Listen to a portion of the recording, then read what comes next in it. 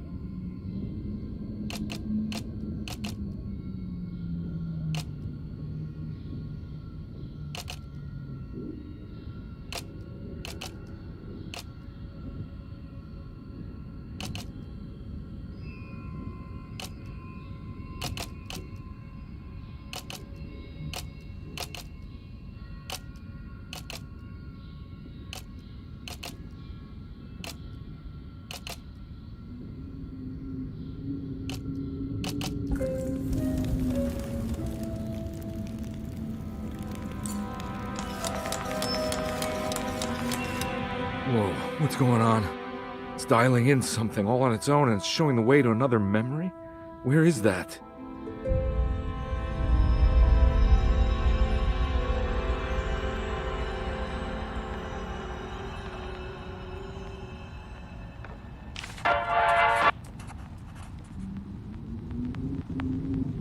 Another world seeping into Derceto. Was this a taste of that mysterious Terrawea?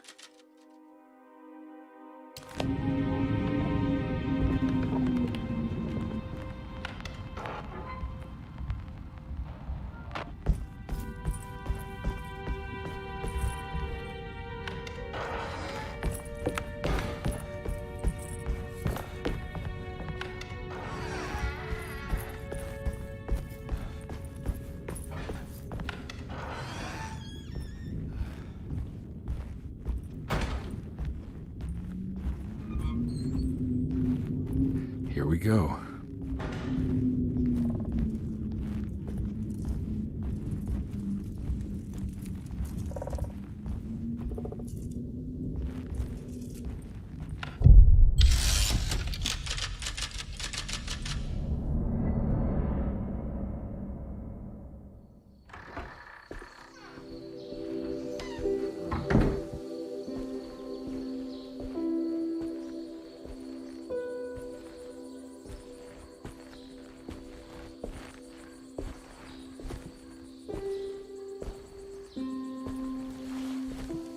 I'm glad to see you made it. I had my doubts, but the hope you instilled has yet abandoned me. I guess this must be Terrawea. Who are you?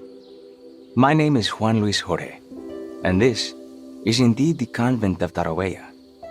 You'll have to excuse me, but Yermi never got your name. The name's Edward Carnby. I'm a private investigator. You're not a patient, are you? No. I'm the author of a book that Yermi once found important. How does that work? Are you part of this memory as well? Is this even a memory? I think calling me a manifestation of Yermi's subconscious would be more correct. And so is the convent of Tarawea. I'm a man Yermi has never met, and we are in a place that he has never been. Okay. So are you here to guide me or something? I have no more purpose than you do. I simply am. I will happily help you, of course, if I'm able. If you are already somehow part of Jeremy, why did he want to come here? Isn't he sort of here already? Yermi wanted to come here because it's a representation of his mind at peace. When Dr. Gray asks him to find his focus during his sessions, this far-flung convent is what Yermi imagines. He is under the impression that if he could physically come here, he would reach a perfect equanimity, a spiritual apotheosis. You don't think it would work? Yermi subconsciously knows it's just wishful thinking. He can't come here. Despite the pathways opened by the dark man between Derceto and Yermi's psyche, it's simply not possible. But I'm here. Indeed. It's a shame it's just another place for you, Detective. Otherwise, you could have become a Buddha. Always a bridesmaid, never a blushing bride. Am I right? Yes, I suppose so. You'll have to chase enlightenment elsewhere. So what's the next best thing? What can I do here? You should seek out the convent library and try to find the truth about Yermi's relationship with the Dark Man. It's the sort of knowledge he represses and is unable to reflect on. Will it tell me how to break the pact? Perhaps. At least you'll have something to confront Yermi with. Wait, why can't you just tell me? I don't know such things. You'd be better off consulting the texts of Dr. Freud if you want such answers. No thanks, I hate shrinks. There is another thing you should know about the library. He is here as well. The Dark Man has been working his way through the text for a long time. He's here? How am I supposed to get past him? Be careful, Detective. Oh, jeez, just perfect.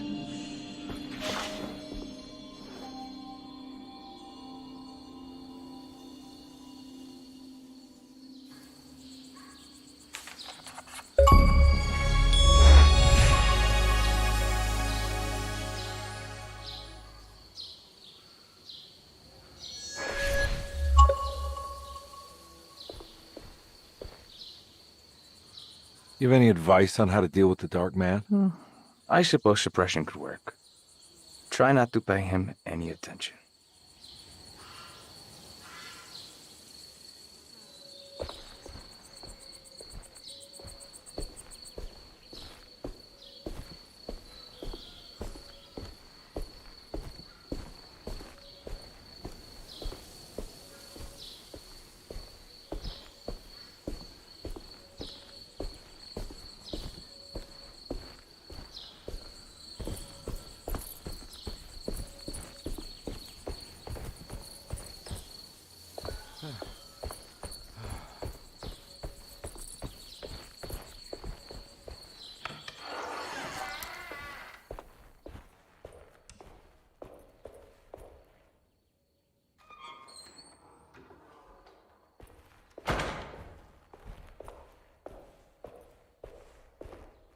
What happened in here?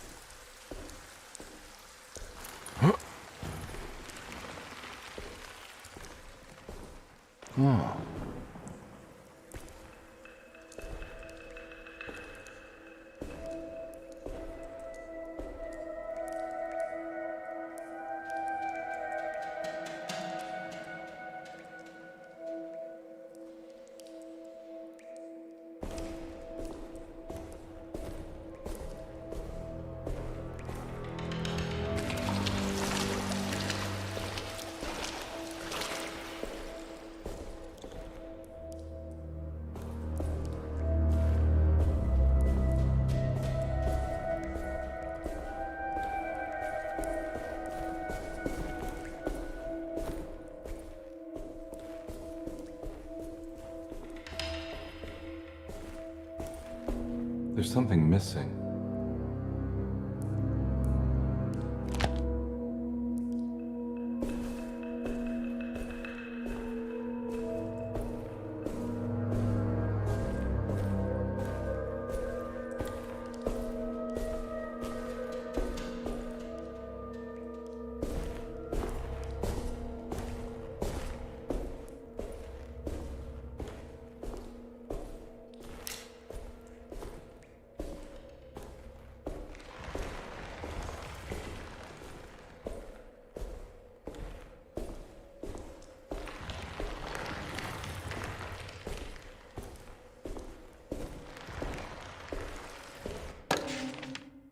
The great library was endless, beautiful, and terrible. An Akashic record for the universe inside the mind of Jeremy Hartwood, now corrupted by a story forced upon him, told by a maniacal liar, an evil conjured by science and secrecy. I will suspend a room and lock away the foundation of his character. Its key will be left to the librarian, the only thing invisible to the Prowler.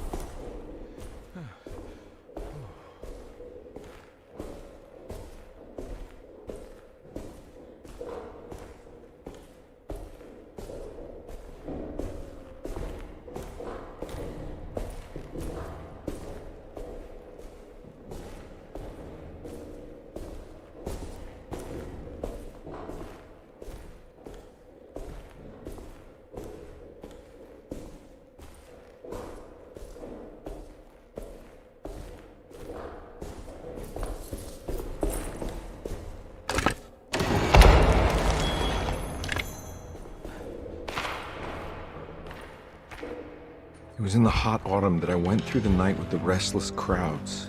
He was a kind of itinerant showman who held forth in public halls and aroused widespread fear.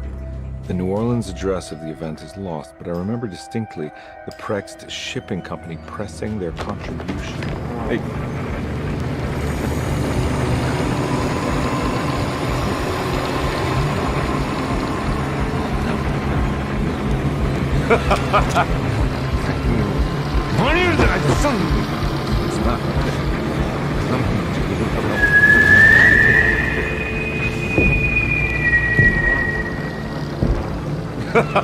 Detective! What? What?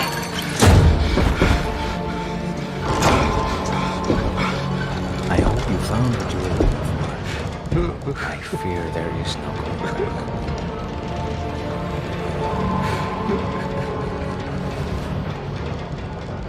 I was so close. There must be something I can work with. Come on, Carnby, think. Think. The shipping company. Prext. Right. Good luck, detective.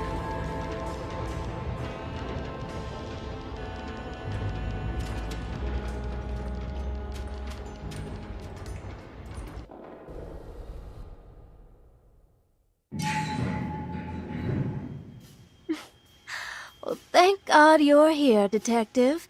Sitting all alone in a place like this. I'd never live it down if the papers got wind of it. Hey.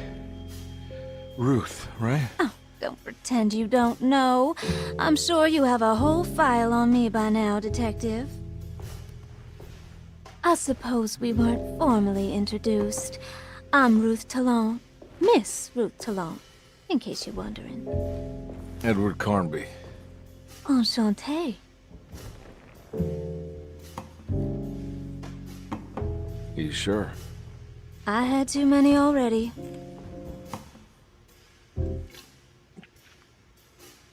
Nice. It's good. I know. I have great taste, Detective. I heard you're trying to break Jeremy's promise to the Dark Man. Yeah. Do you know anything about that kind of stuff?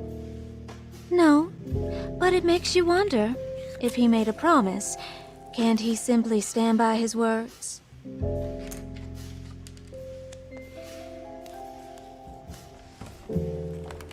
Look, I'm just trying to get Jeremy out of a bad deal, so he'll come back with us to New Orleans. Well, if all fails, What are you doing? it's a sign of submission to the Dark Man. I saw it in a dream once. What?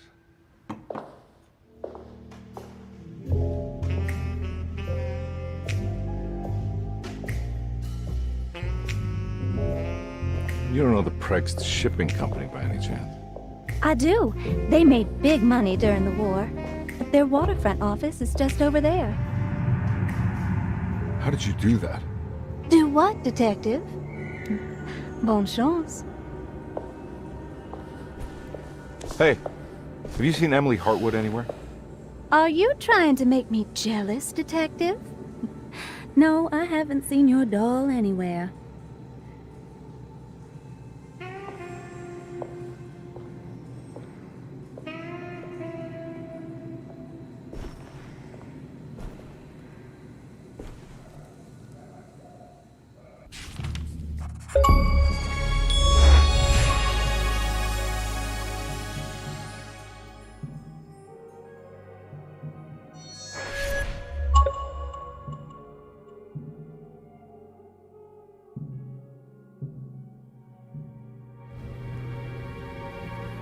Prext Shipping Company.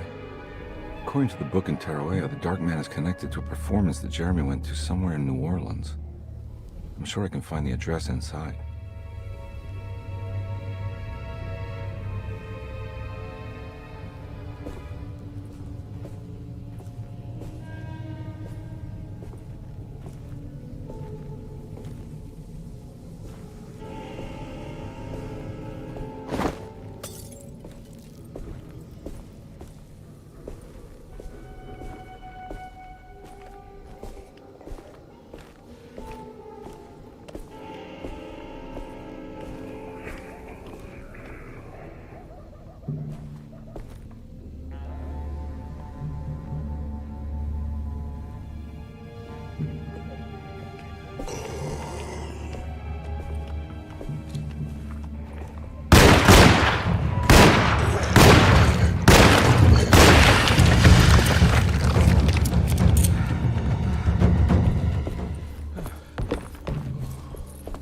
It's locked from the other side.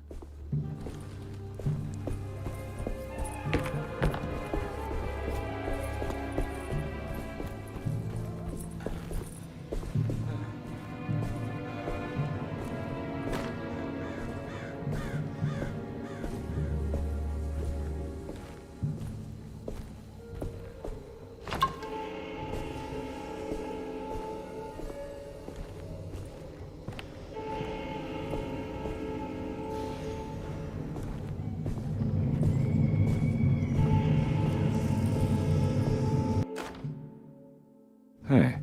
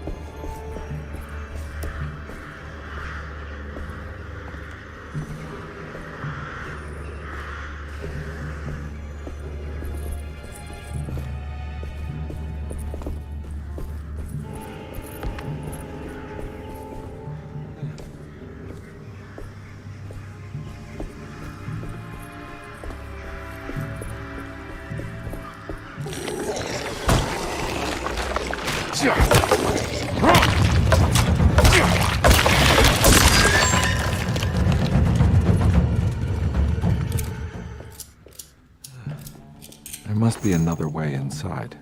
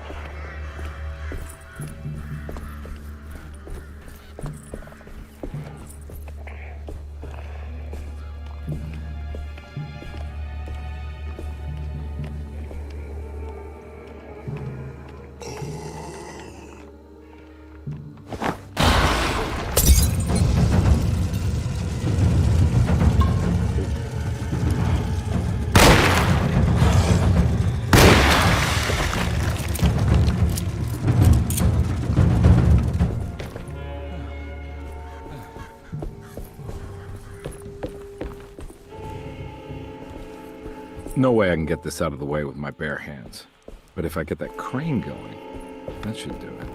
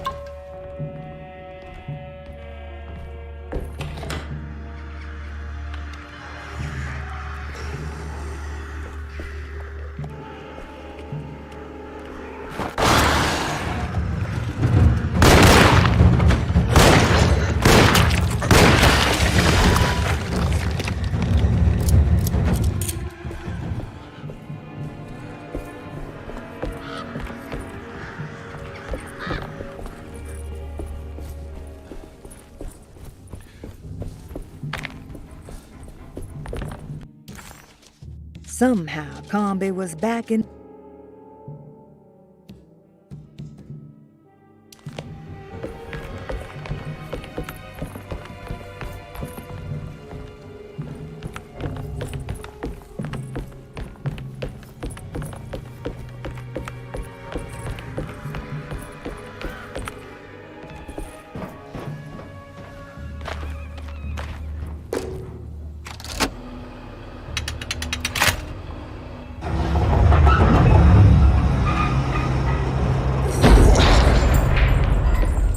Hold on.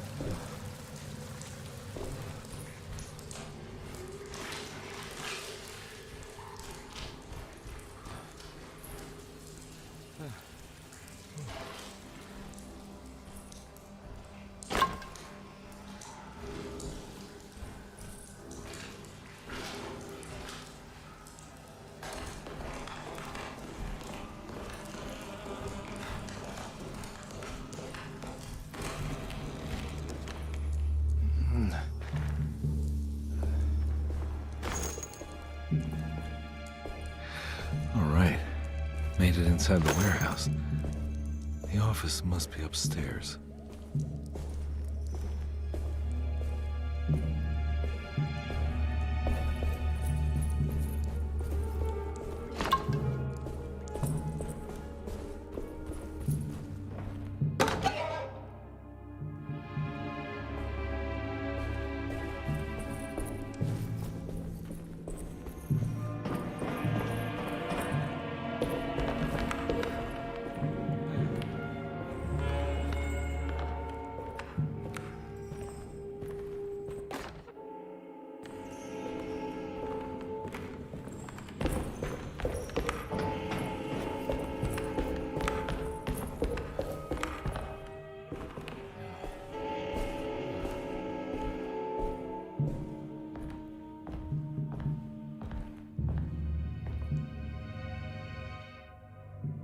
Oh, yeah.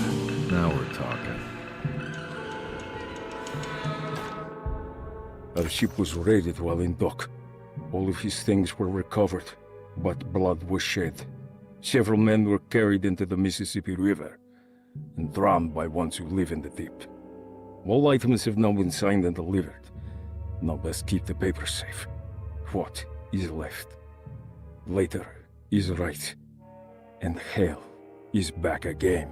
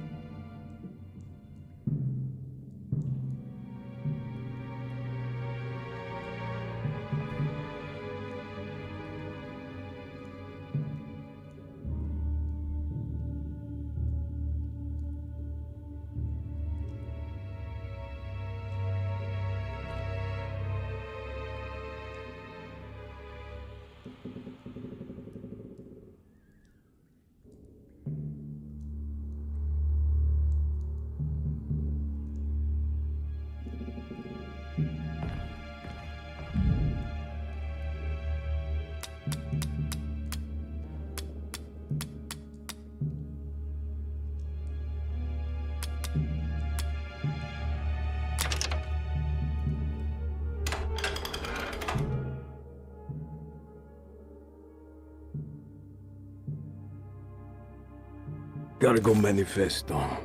September 19th, 1892. Breck Shipping Company delivered 4 steamer trunks, 1 Egyptian sarcophagus, and a large wooden crate belonging to the showman called the Black Pharaoh, performing at Gallatin Street.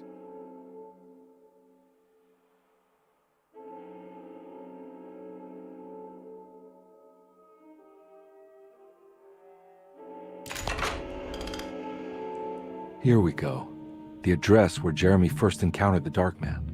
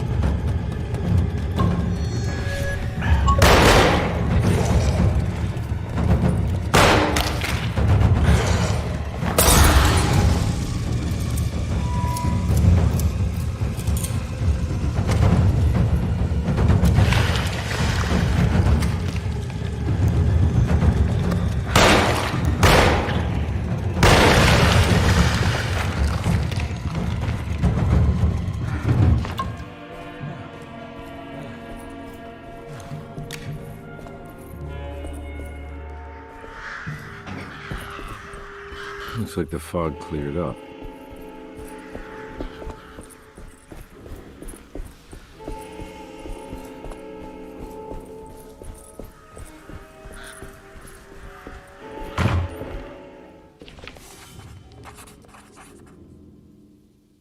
The address of the event where Jeremy first met the Dark Man surprised Carnby. The infamous Gallatin Street didn't exist any longer, and he wondered if he would be able to find the right building. Was it still standing? Did it matter? Maybe this world was not just another place, but another time as well.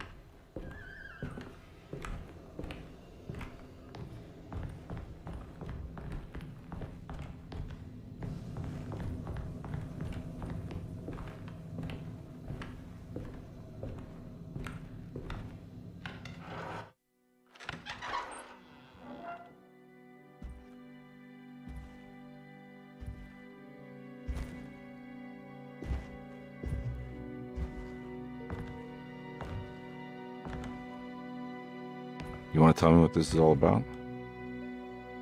Welcome, Detective, to the greatest show this side of the Mississippi. Now the hotel, the Black Pharaoh. The ancient magician who lived 1,000 lives and wore 1,000 masks. I can see why you settled on calling him the Dark Man. Saves your breath. So, you got scared by a stage magician, and now he's living inside your head. You can mock me, Detective. But you would be the crazy one to think his presence can be ignored. Look where we are!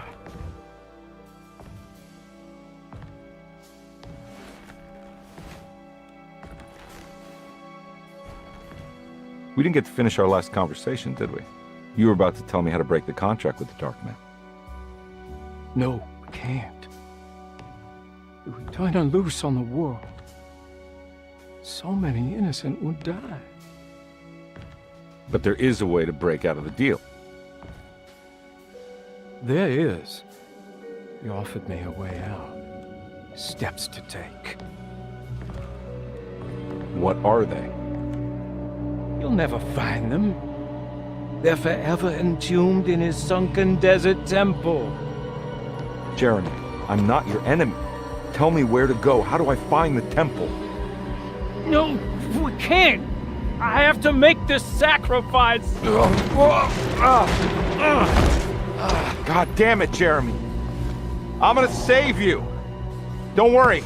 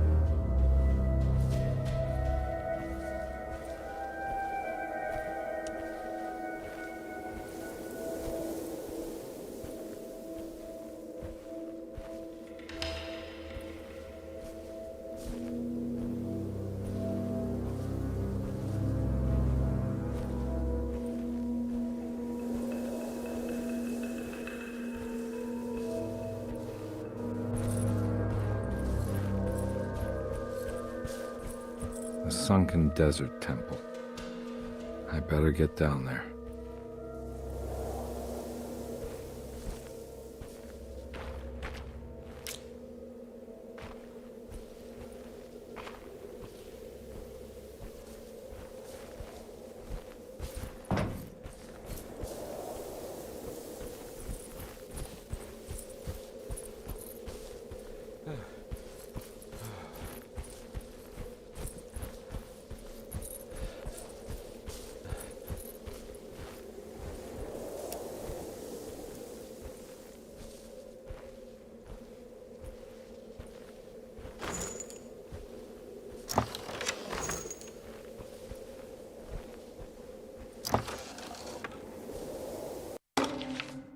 The Temple of Nephron-Ka lies under our camp. Despite all efforts, that unholy site did not collapse, but sink beneath the sand. The pharaoh is long dead, his name meticulously stricken from all ancient writing. But that stage meant for blood and terror remains. The temple is said to be lightless, built to harbor all the haunters of the dark found in the very depths of our universe. Calling on the gods meant creating a bridge between our world and theirs. The terrible Aldebaran of Taurus, the Black Sun, was seen as the most important star in the night sky. Because, according to the Kitab al-Azif, it was said to be the home of that crawling chaos known as Nyarlathotep. Through ancient mechanisms, it was said that the priests could open shafts channeling the light emitted by that strange stone called the Shining Trapezohedron. Several streams pooled together above the statue of that dark man would then be sent through space towards the Black Sun, a message to the gods.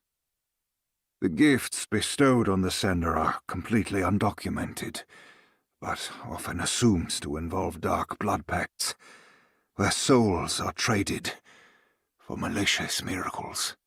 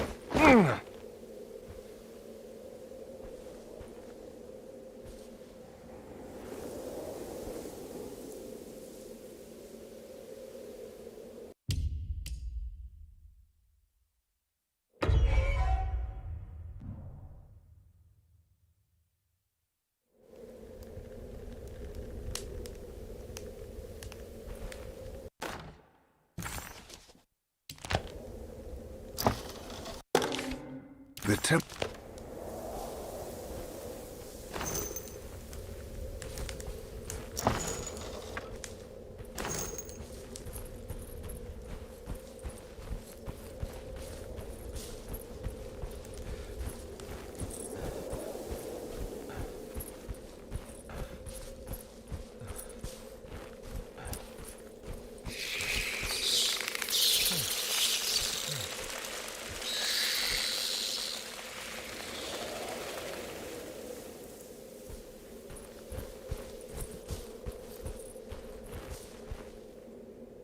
Here we go.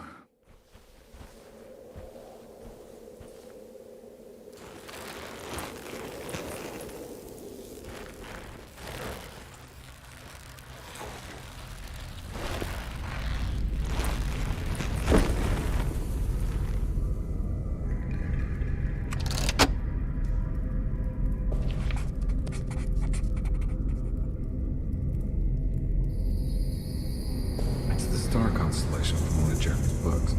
The Taurus. Now one star's clearly bigger. Must be important. I got a feeling this is it. This is where the contract is hidden. But how do I get to it?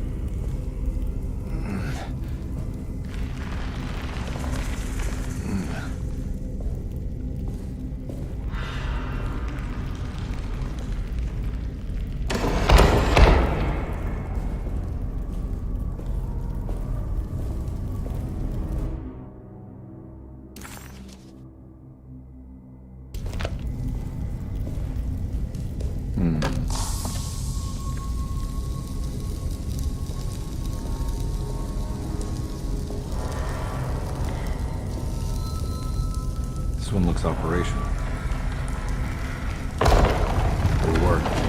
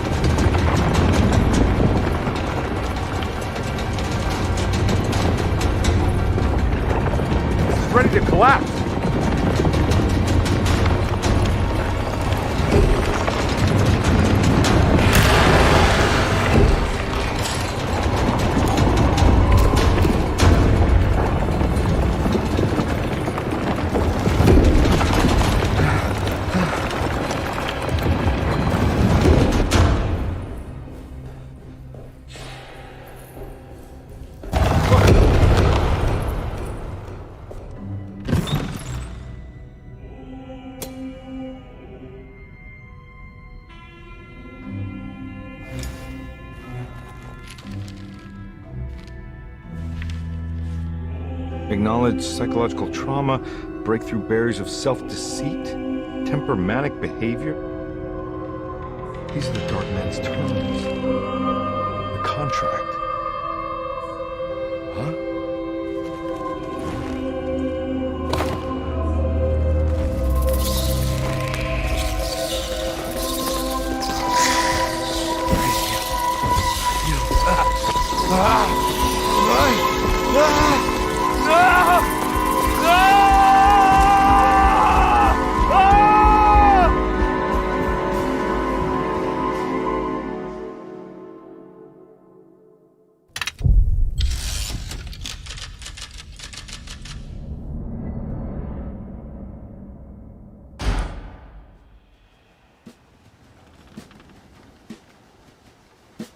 Hey.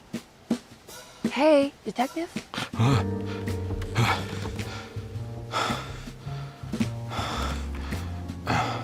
What are you doing? Oh, I found some. Great. Was it alcohol? God, no, I just got the wind knocked out of me. I think I know how to break the contract with the Dark Man. What exactly does that mean? Everything going back to normal. All right. I found some more information on Dorsetto and the patients. There are some seriously strange things going on here. I'm pretty sure 2 of the patients are dead and maybe even the clerk. Oh, yeah.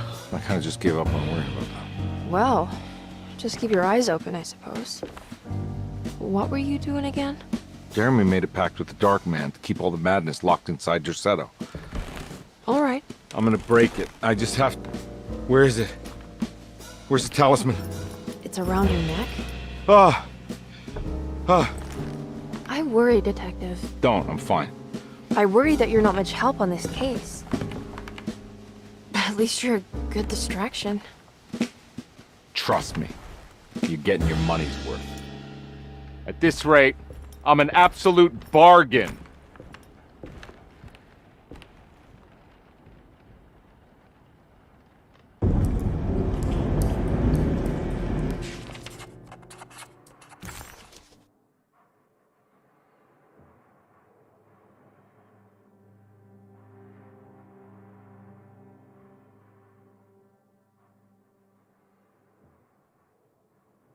He must first acknowledge psychological trauma in order to proceed. The lying must stop, so we can break through the barriers of self-deceit. Finally, temper manic behavior. Medicine has failed me. Nothing can be done to dispel the hardwood curse. Only the sacrificial dagger may release the despair from Jacob's eye. Yet, doing so would be the doom of Dorsetto. Let this curse of mine be a weapon for once. I accept your demands. Oh, crawling chaos. Build your prison around this godforsaken hospital. When evil has been starved, I will stay buried forever.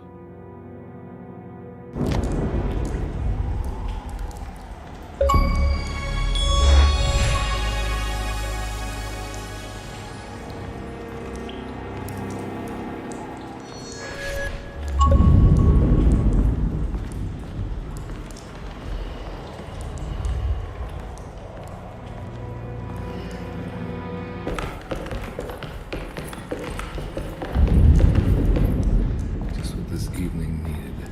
Some ambiance.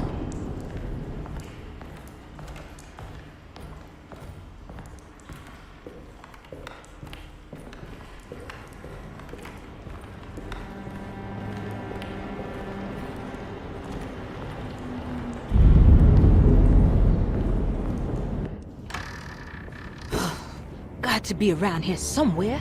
He wouldn't leave this house. I don't know what to think anymore. You run into that detective fella? Who is he? Can he be trusted? I think he one of the good guys. Well, you know, like us. Will he be all right with her coming? Praise the mother. You don't need to know about all that. Just help the job. Just calm down. Ain't time yet. God, it hurts. As far as I can tell, the Detective Comby seems to be solving problems, not causing them. Just be ready in case he starts anything.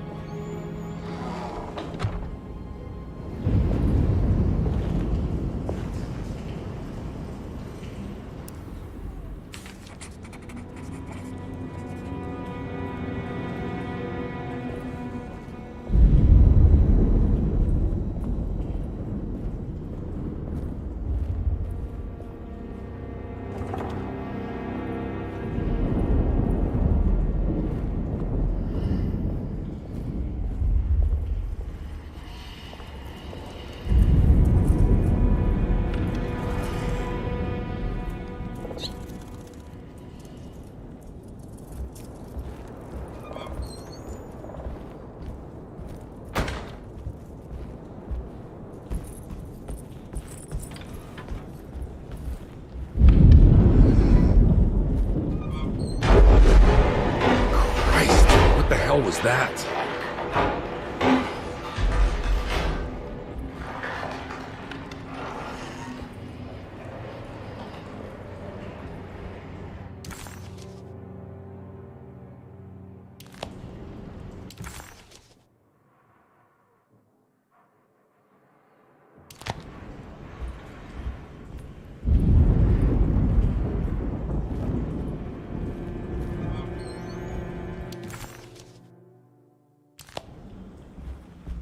It's blocked.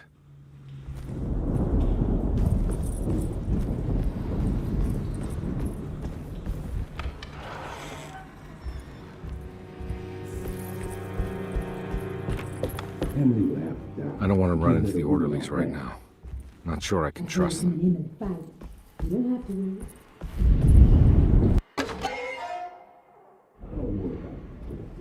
I think Dr. Gray might be in there.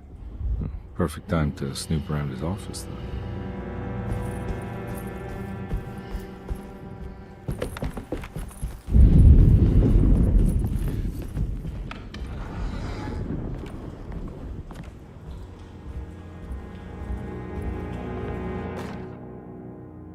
Lunacy and the Astarte Artist Colony, a monograph by Yael Klein. In early 1909, the old Derceto plantation outside of New Orleans was turned into an artist's colony. 3 famous European artists rented the house and the surrounding land from the owner, the Ledoux family.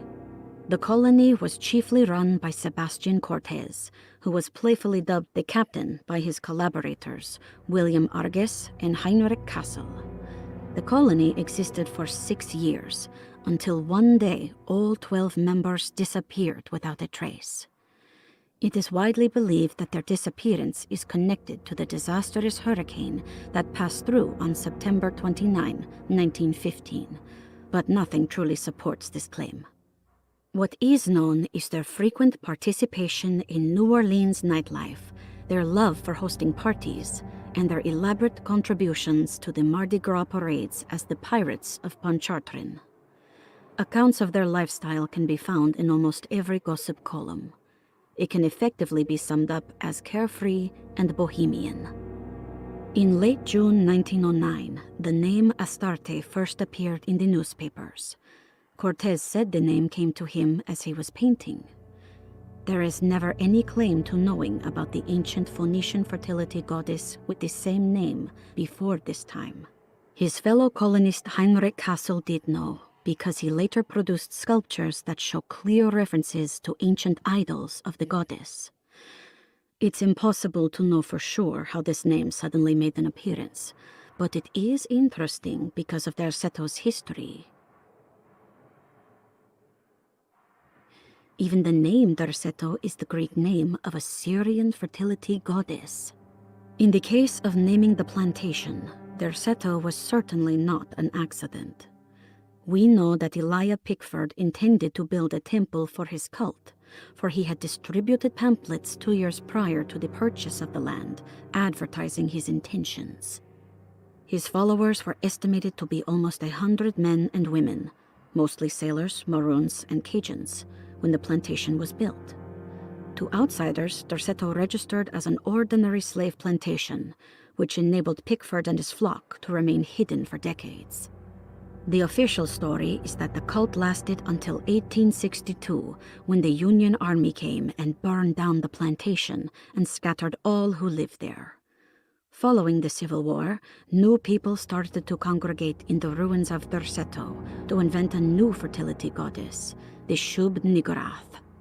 As much as Derceto is a particular name to have heard of, it's not entirely uncommon among the learned. Astarte is equally known and could have been subconsciously chosen by well-read artists. Shub Niggurath is, on the other hand, very uncommon. Almost impossible that anyone in Louisiana would have heard that name. The name is referenced only in rare books like Unaussprechlichen Kulten and the Necronomicon, and is believed to be a bastardization of Arabic words meaning pertaining to the dark young.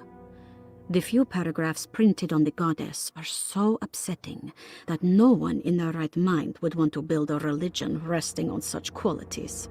The Shub Niggurath cult was hard to get rid of, but it is believed that despite the police jailing and killing several cultists over the years, the main culprit in the cult's demise is the cult itself, which seems to line up with every instance of cult activity on Derceto's grounds. When Captain J.W. Norton of the Union Army arrived, he described the people at Derceto as malnourished and maniacal. As much as the army tried to save them, they fought back with fervor, as if nothing was going to stop them from slowly destroying themselves. While the disappearance of the Astarte Artis colony remains a mystery, the recurring motif seems to suggest that their fate involved lunacy and a hunger for self-sacrifice to that fertility goddess with 1,000 names.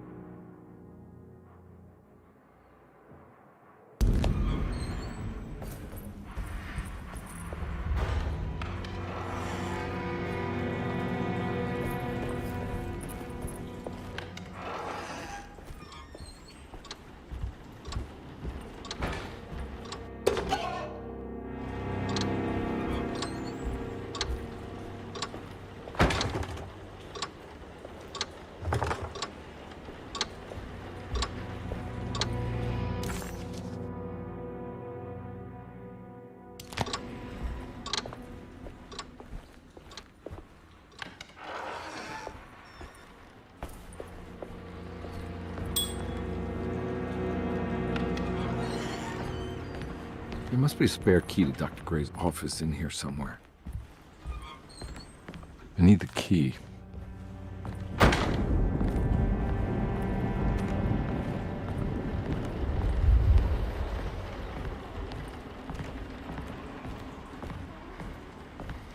I don't have the combination for this, but maybe Jeremy did.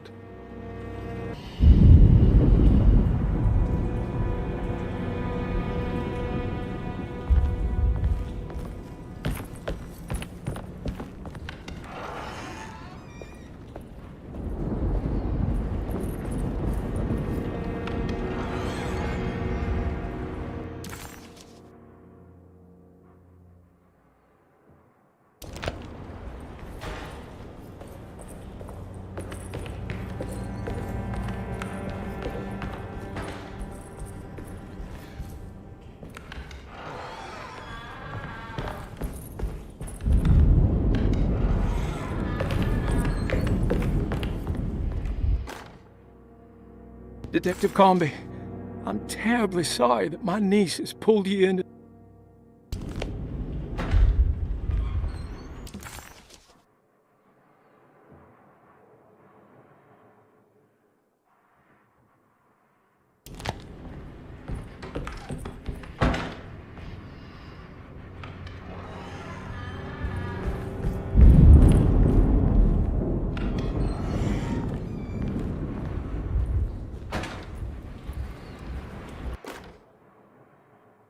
Brother, I need you to trust me.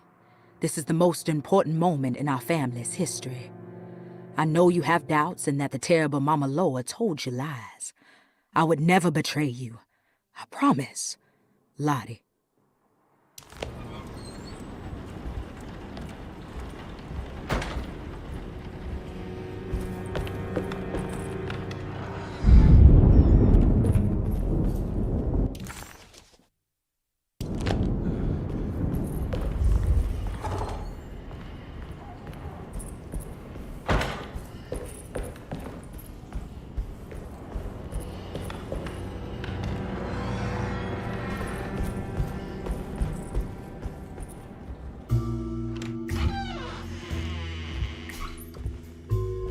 Detective Conby. Good to see you again. Solved your case yet? I'm trying. Hey, Grace, you okay? Oh, she is just peachy, Detective. Are you looking forward to the Feast of St. John, Grace? I can't wait. Kids, ain't they great? What exactly are you planning for tonight? Oh, not much. We eat, we drink, we pay tribute to the wishing tree in the conservatory. The usual. Then why all the excitement? There is just something about tonight. Something's different. I think we all feel it. Besides, we got ourselves some new words for the prayer thanks to your buddy Jeremy. She'll come and turn the world inside out, and things will begin again. That sounds strangely threatening. You should come. Oh, God damn it, Grace. Stay put for once.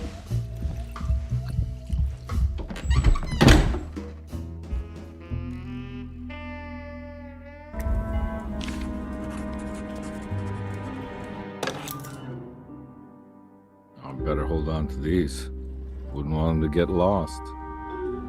There's something missing.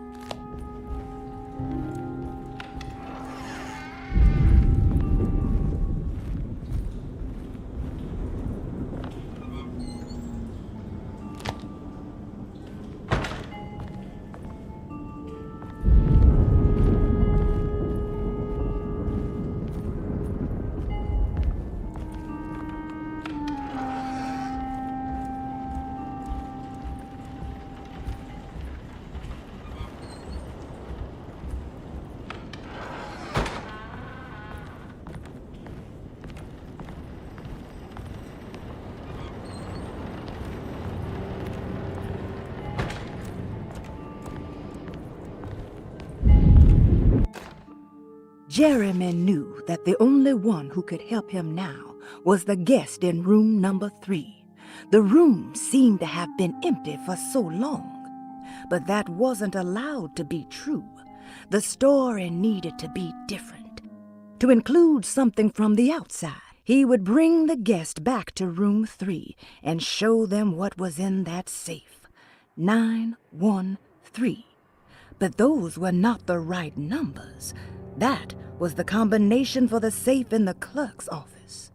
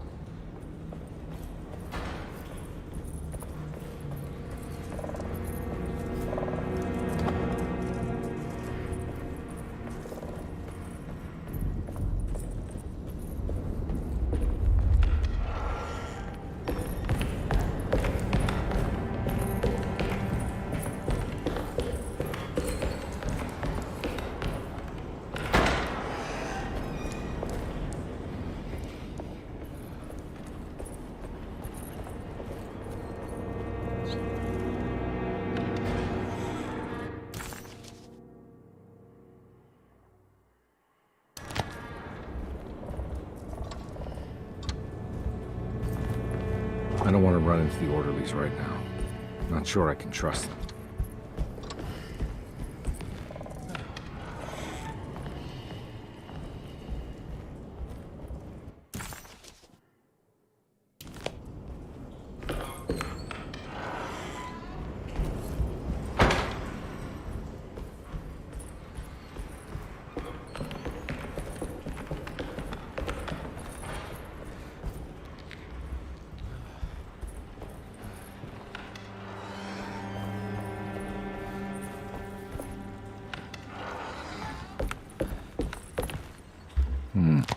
I need the key.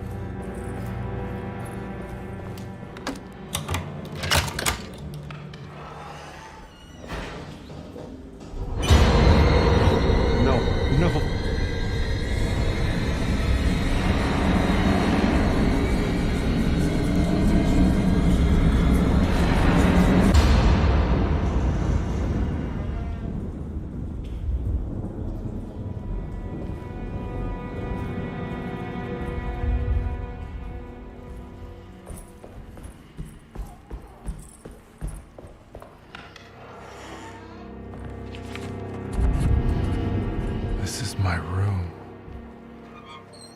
I belong here. I recognize this view.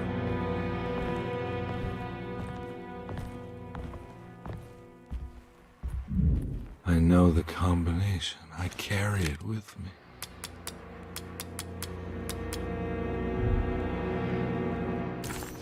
The imp.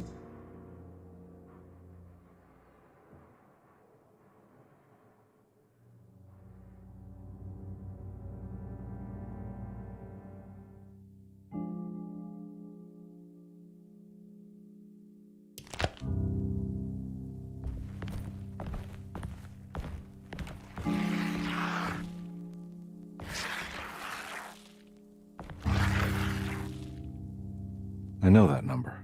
Where's that from? I did this. I wrote that.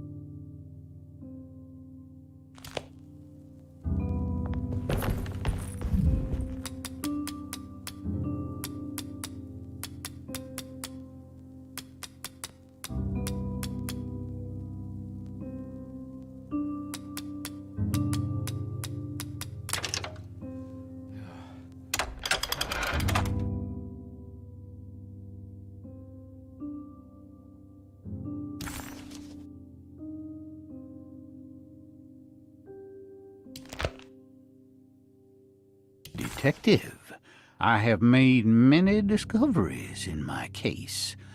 The child we want is safe, thanks to good people like me and you. We're so similar, but you don't see all the things I do. To find your man, Jeremy, you also need to look for the girl. It has always been that way.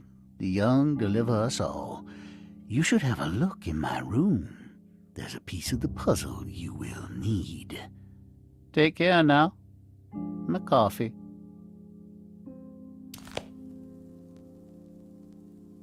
How long have I been here?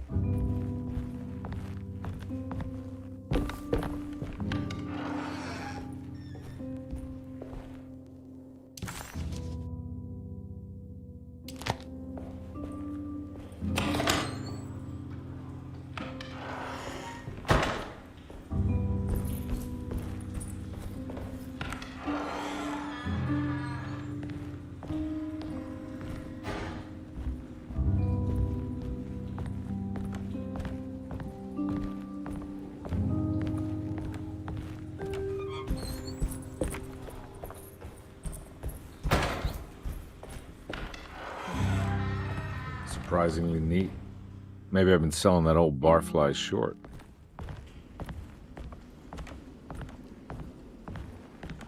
Looks like McCarthy has something hidden inside.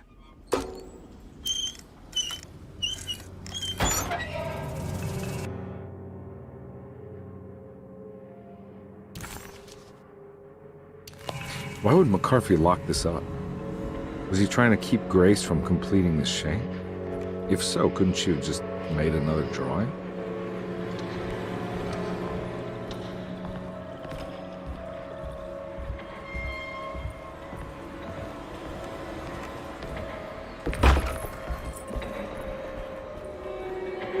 What the hell happened in here?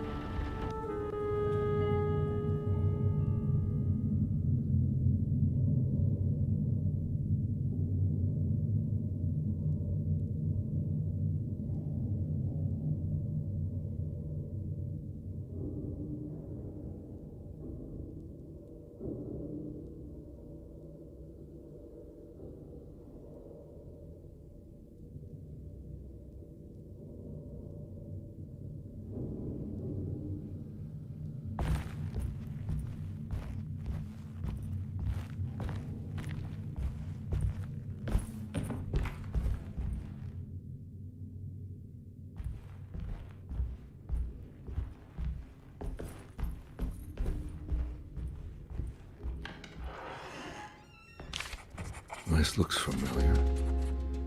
How am I back at the office? Jeremy's never been here.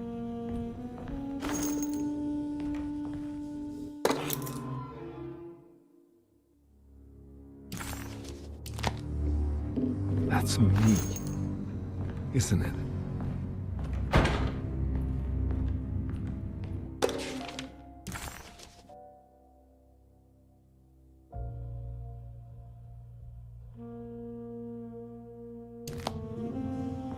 How long had it been since I drowned myself in drink and depression? It had all felt so peaceful, slipping away into oblivion. A welcoming, dark voice wrapped around my mind like a heavy blanket. It turned off suddenly as I woke up from the sound of my office door closing shut. A messenger had left a telegram from Mrs. Saunders. She had a lead on where to find her husband and her kidnapped daughter.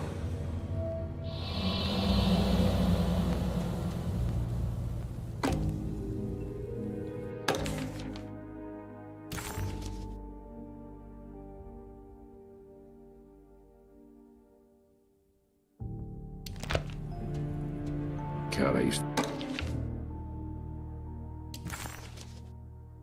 drink so much back then. When was this exactly? What case was I working?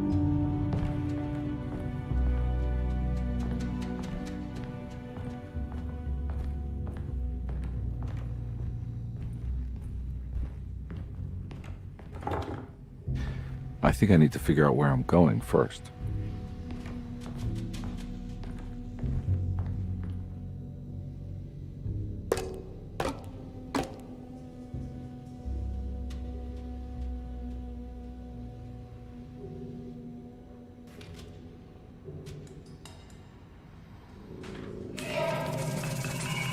I remember this case.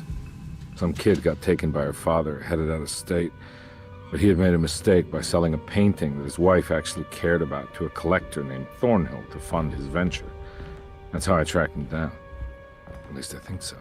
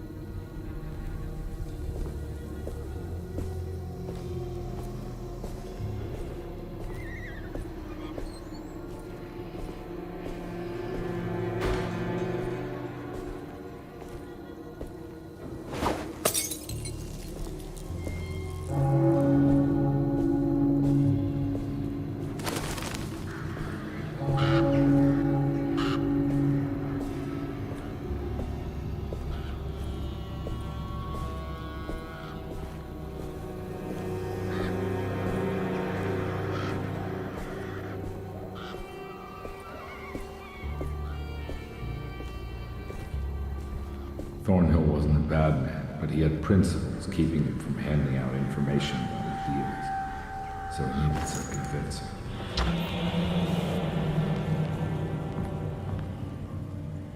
Well, every case can't be squeaky clean.